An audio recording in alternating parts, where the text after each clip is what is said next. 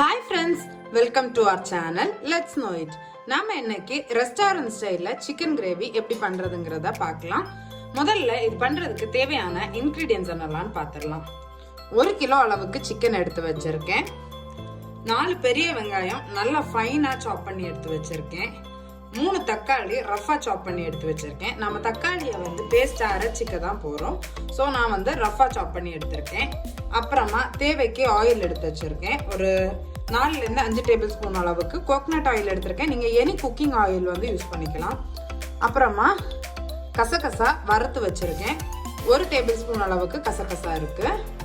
அப்புறமா கஸ்தூரி மேத்தி எடுத்து வச்சிருக்கேன்.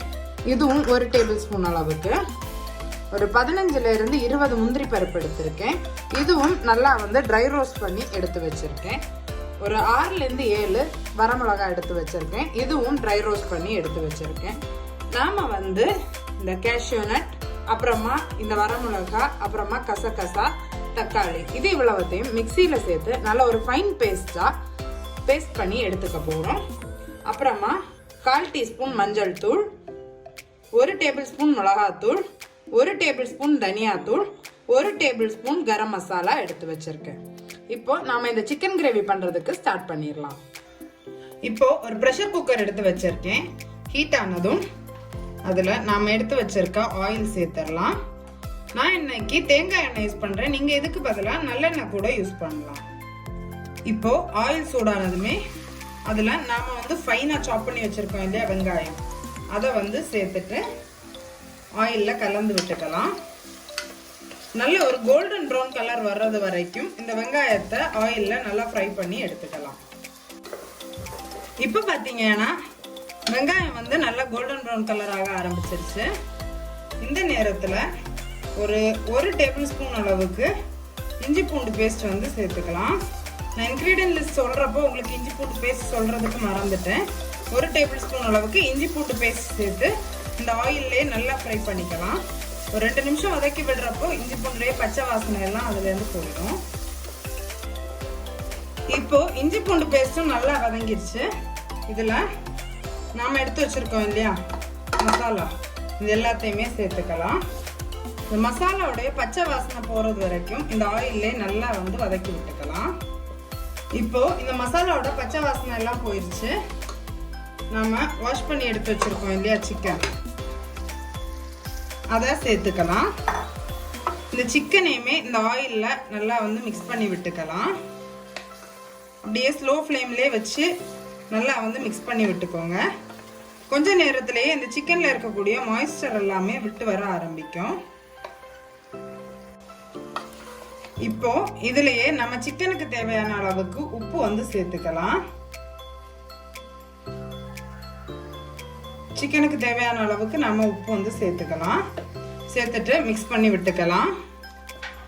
இப்போ பார்த்தீங்கன்னா நம்ம சிக்கன் சேர்த்துட்டு ஒரு 6லேருந்து 7 நிமிஷம் போல ஆயிருக்கு. அந்த சிக்கன்ல இருந்த தண்ணி எல்லாமே விட்டு அந்த தண்ணியுமே நல்லா வத்தி வந்துருச்சு. இப்போ இதுல நாம அரைச்சி எடுத்து வச்சிருக்கோம் இல்லையா கசகசா, முந்திரி பருப்பு, அப்புறமா தக்காளி, இந்த பேஸ்ட்டை இதுல சேர்த்துக்கலாம். இந்த பேஸ்ட்டை சேர்த்துட்டு இதையும் ஒரு வாட்டி இந்த ஆயிலே நல்லா மிக்ஸ் பண்ணி விட்டுக்கலாம். இந்த தக்காளியுடைய பச்சை வாசனை போற அளவுக்கு ஒரு 3லேருந்து 4 நிமிஷம் டைம் எடுக்கும். அப்படியே இந்த ஆயிலே இதுவும் சேர்ந்து குக் ஆகட்டும். இப்போ பாத்தீங்கன்னா தக்காளியும் பச்சை வாசனை போற அளவுக்கு குக் ஆயிருச்சு. இதுலயே நாம இன்னும் கொஞ்சம் கூட தண்ணி சேர்த்துக்க போறோம். ஒரு 1லேருந்து 2 கப் அளவுக்கு தண்ணி சேர்த்துக்கலாம்.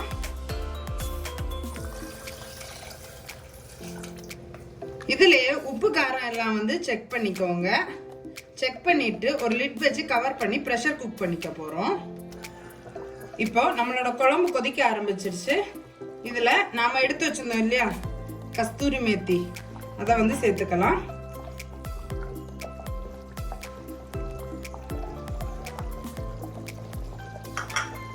இப்போ லிட் வச்சு கவர் பண்ணிடலாம். கவர் பண்ணிட்டு ஒரு 2 விசில் வர்றது வரைக்கும் ப்ரெஷர் குக் பண்ணி எடுத்துக்க போறோம். இப்போ பாத்தீங்கன்னா ப்ரெஷர் கம்ப்ளீட்டா ரிலீஸ் ஆயிடுச்சு. பாத்தீங்களா நம்மளோட சிக்கன் கிரேவியும் சூப்பரா ரெடி ஆயிடுச்சு. சிக்கன் பீசஸுமே நல்லா வந்து குக் ஆகிருக்கு. உங்களுக்கு இந்த அளவுக்கு கிரேவி வேண்டான்னு நினச்சிங்கன்னா கொஞ்சம் கூட வத்த வச்சு எடுத்துக்கலாம். இப்போ இதை வந்து சர்வ் பண்ணிடலாம். நம்மளோட சூப்பரான ரெஸ்டாரண்ட் ஸ்டைல் சிக்கன் கிரேவி வந்து ரெடி ஆயிடுச்சு. நீங்களும் இந்த சிக்கன் கிரேவியை மறக்காமல் உங்கள் வீட்டில் ட்ரை பண்ணி பாருங்கள். ட்ரை பண்ணி பார்த்துட்டு எப்படி இருந்துச்சுன்னு உங்கள் ஃபீட்பேக்கை கமெண்ட்ஸில் சொல்கிறதுக்கு மறந்துடாதீங்க. அது மட்டும் இல்லை, இந்த வீடியோவை உங்கள் ஃப்ரெண்ட்ஸுக்கு ஷேர் பண்ணுங்கள். அவங்களும் ரெஸ்டாரண்ட் ஸ்டைலில் எப்படி ஒரு சிக்கன் கிரேவி வைக்கிறதுங்கிறத தெரிஞ்சுக்கட்டும். நம்மளோட சேனலுக்கு நீங்கள் இது வரைக்கும் சப்ஸ்கிரைப் பண்ணலைன்னா மறக்காமல் சப்ஸ்கிரைப் பண்ணிக்கோங்க. அப்போ தான் நான் ரெகுலராக போஸ்ட் பண்ணுற வீடியோஸுடைய அப்டேட் உங்களுக்கு வரும். சீக்கிரமாகவே இன்னொரு இன்ட்ரெஸ்டிங்கான ரெசிபியோட உங்களை மீட் பண்ணுறேன். Bye friends.